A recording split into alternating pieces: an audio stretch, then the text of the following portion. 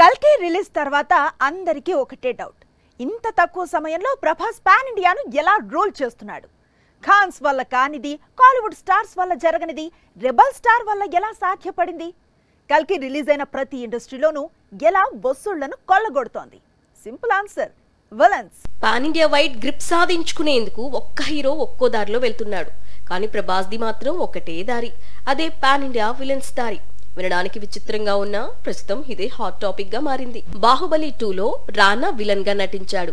భల్లాల దేవుడిగా భయపెట్టాడు.